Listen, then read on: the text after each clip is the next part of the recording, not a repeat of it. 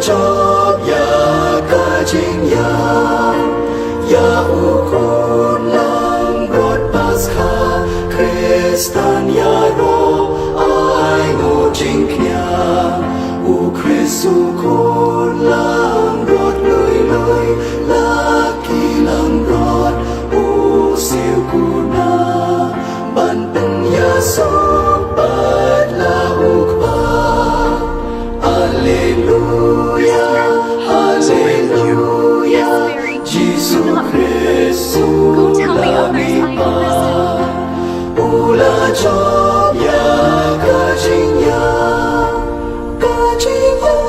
pat kajing im at mamang makila ya le,